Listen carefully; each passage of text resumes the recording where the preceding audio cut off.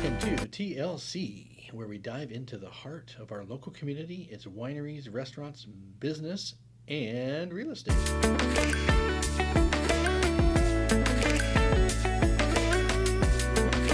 Hi, I'm your host, Troy Anderson, along with my co host, Pamela, and we're here to bring you a new perspective on what's happening in our community.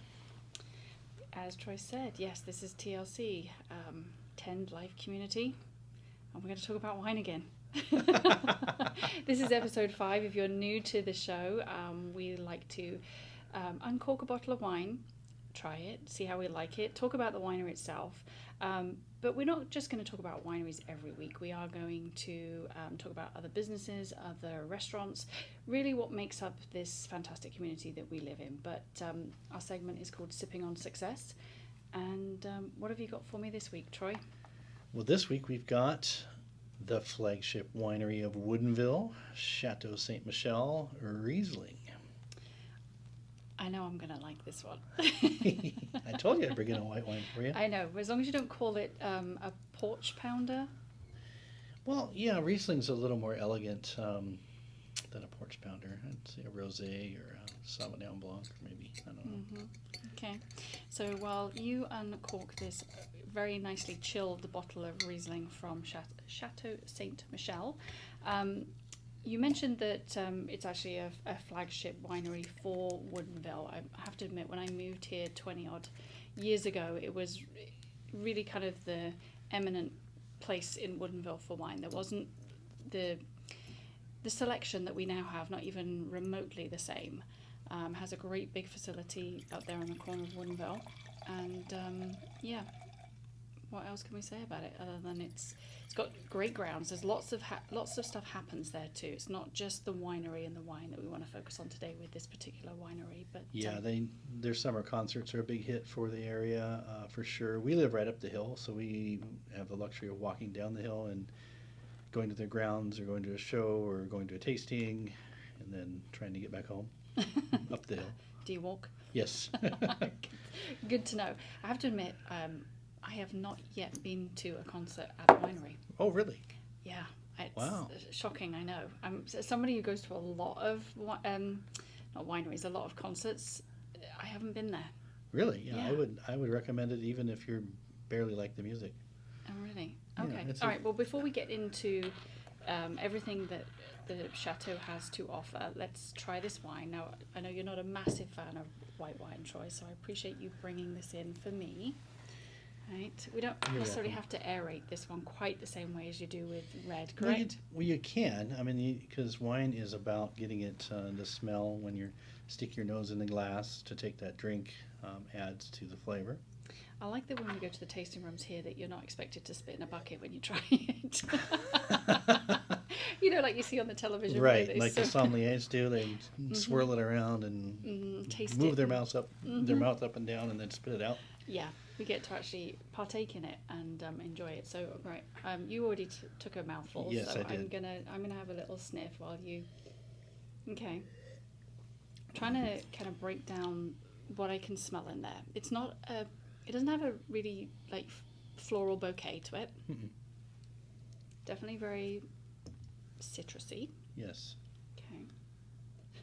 I don't know why I'm describing it. I'm not supposed to be the expert. You're You are. the expert on white wine, not me. Not really. I just enjoy a glass of white wine, and as it is, a Riesling is kind of a German-inspired wine. I believe so. Yeah, Yes. from that there's a specific area in Germany where the Riesling wines are. I think it's along the Rhine Valley, but again, we're not going to talk about the wines from Germany, but just kind of a little bit of history on it. So, what do you think? I mean, what's not to love about it? All right. I mean, it's one that I would buy, have bought many times. Lots of citrus notes to it. Definitely a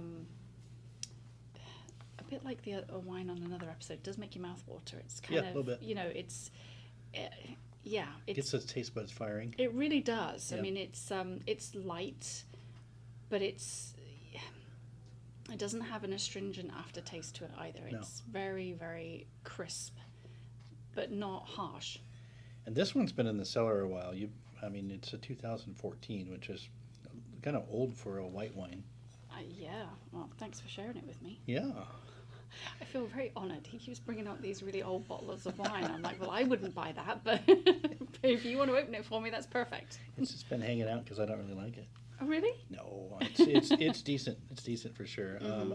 I would pair this with some nice Thai food or spicy Indian curry, something like that. It's really gonna make the food pop as well. Yeah, I was going to ask you. We haven't talked about this in past episodes where we've kind of talked about wine. We've talked about a couple of we talked about Russell's restaurant with a couple of the red wines. But what a lot of people might not know is that you can actually pair specific wines with specific foods, right? And so white wine generally you pair with what? Fish, chicken. Yeah, lighter dishes. Pasta. Something spicy is going to go really good with this because it really opens up those taste buds. I'm just going to sit here and drink, and you're going to talk. Yeah. So, well, I don't really know. I'm not an expert in wine pairing. I just enjoy wine, and usually if they have a tasting menu, and a wine pairing menu, it's always fruitful to get that because the different wines go with the different foods, and you can really see that when you go to a restaurant that's paired it well. Mm-hmm. Yeah. So. This is a great kind of late afternoon, early evening, sit out in the back garden, enjoy the sunshine, and have a crisp glass of white, maybe with some cheese and crackers. Is that the English way of saying porch pounder? I'm never going to use that term. Okay. I respect that. But it is good. I do like it. When you look at it, it almost has like an effervescent feel to it. There's these slight little bubbles in that. There's a little bit, yeah, Mm-hmm. a little bit. And that's maybe some of the secondary fermentation wasn't done when it got bottled. I don't know what that means. Well, it's there's primary fermentation and then there's secondary fermentation where the malactic acids do their thing, and it creates a little bit of bubbles, a little bit of effervescence, not a lot, not like a champagne. I like it. I can Good. do it again. All right. No, it's good. It reminds me a little bit of a kind of Vino Verde from Portugal. Oh. Yeah. Okay.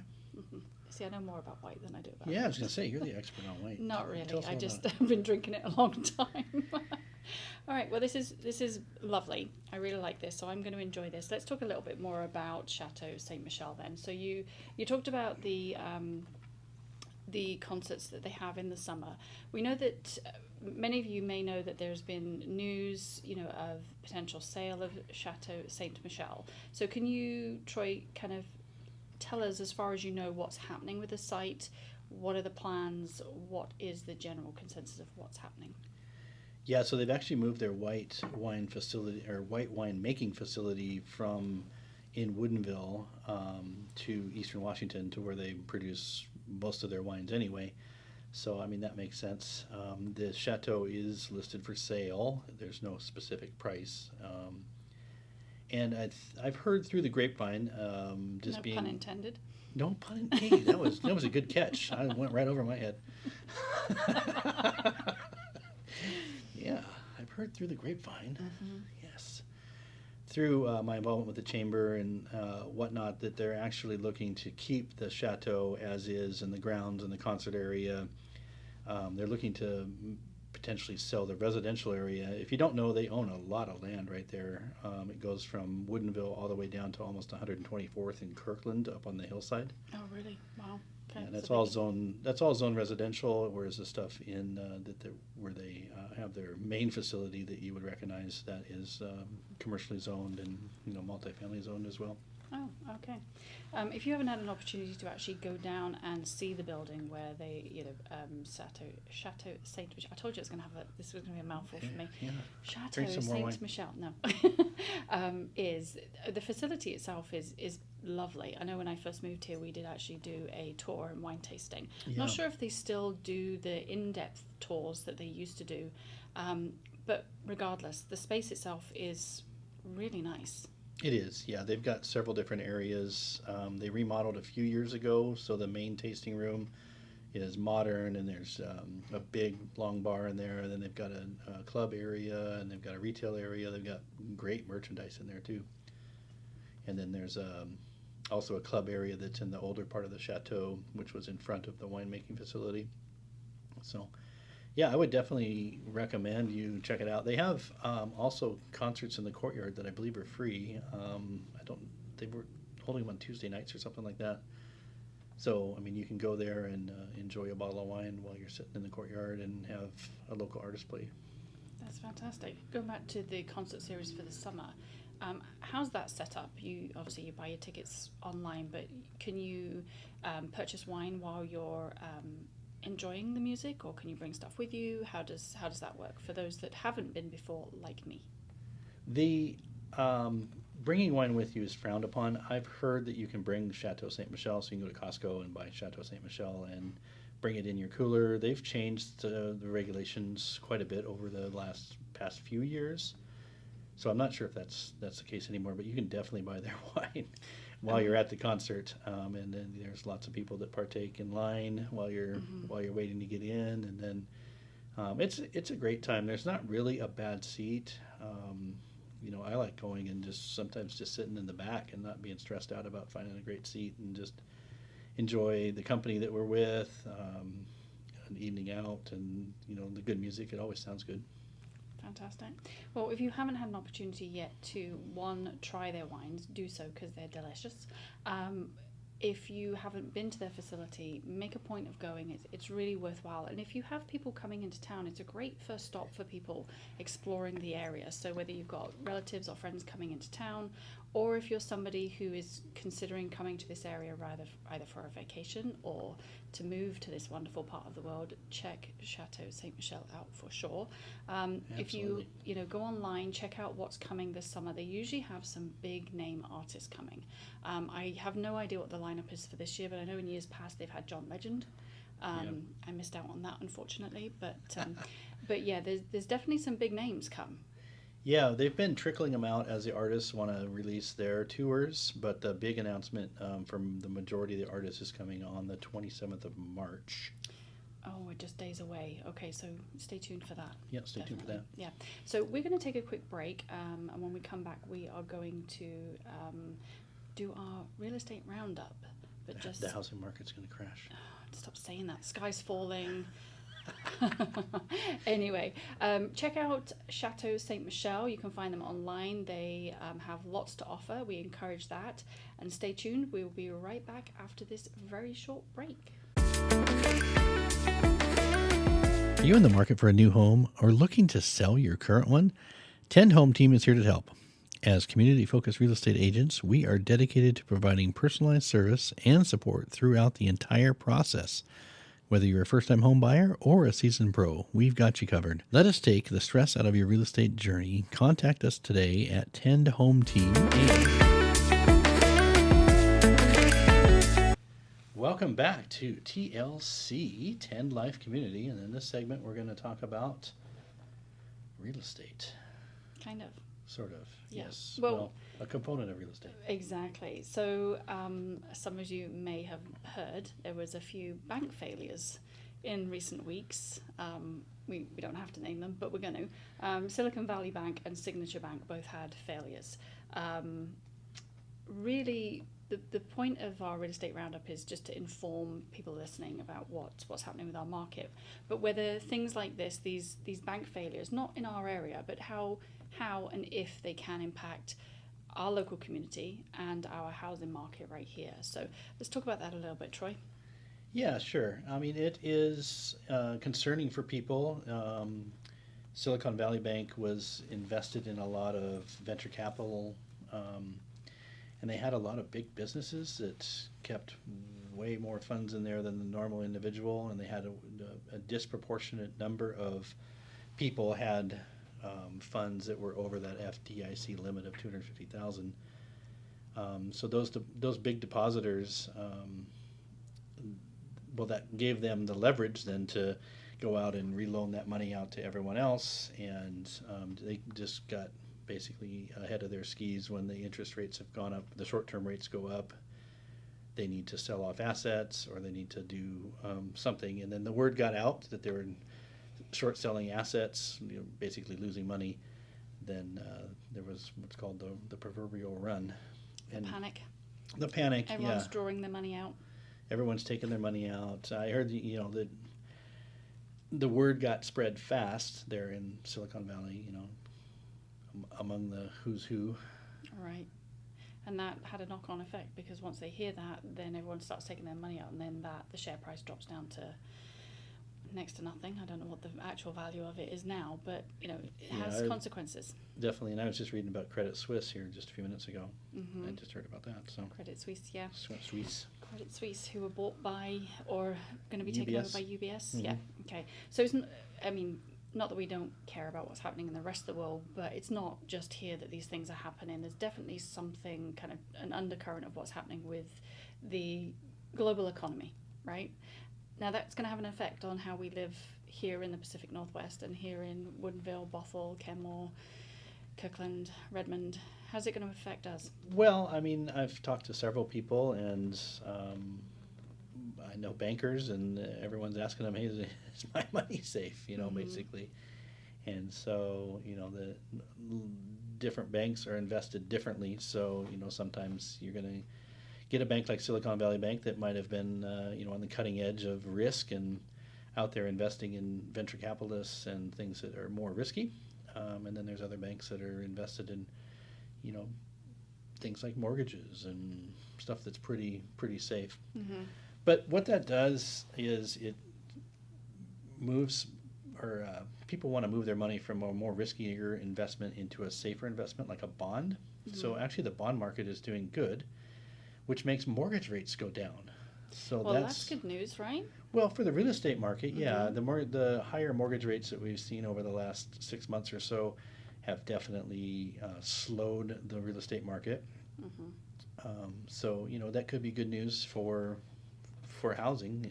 People who wanted to get into housing or refinance or buy the second home or buy an investment property, they're going to potentially have a better rate. Yeah.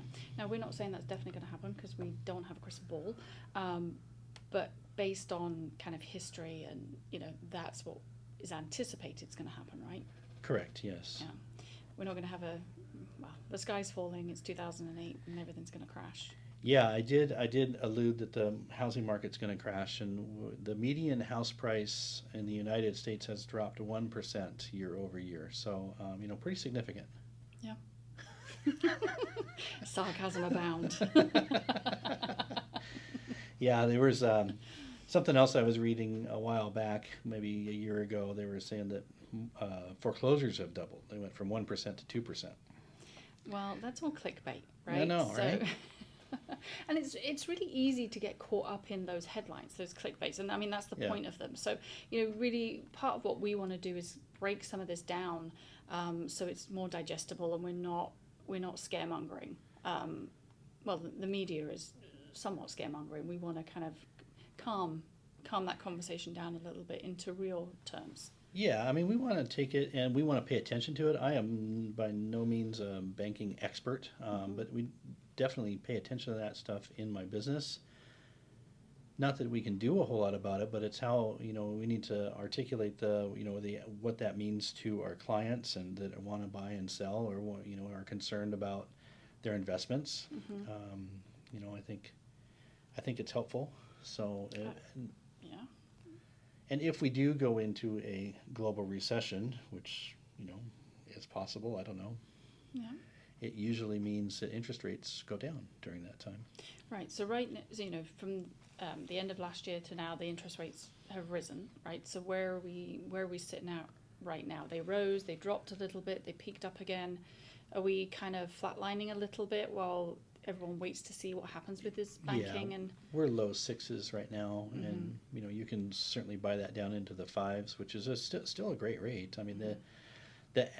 The going back to 1971, the average interest rate from 71 to 2023 is 7.25%. So okay, so we're still below that. We're still below that. And there are some people who say, well, what do we care about what happened in 1972 or whatever? Which, to be fair, they do have a point to that, but it just goes to show you that we worry about those interest rates, but it's not that it hasn't been seen before.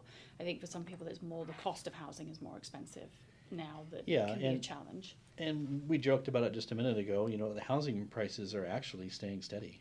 Okay. And if it's going down 1% nationwide, there's certain pockets that have gone down, maybe a little bit more than that, and other pockets that have actually gained in value. So, that's where you need a professional to help you navigate the specific area that you're in, because real estate has always been local. You can't. Mm-hmm.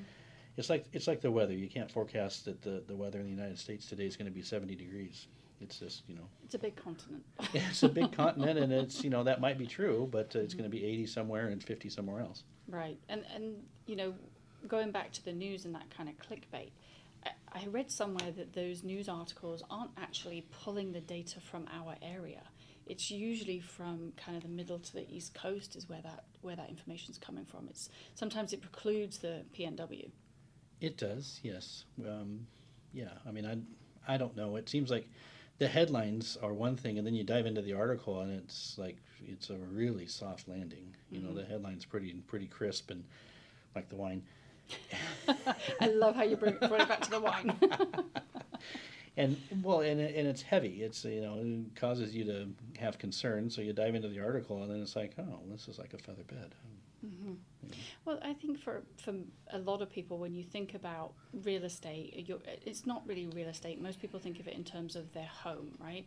And there's an emotional connection to that. So trying not to stumble into those headlines and really reading between the lines and into the details makes it more palatable for people and easier to kind of understand what's going on.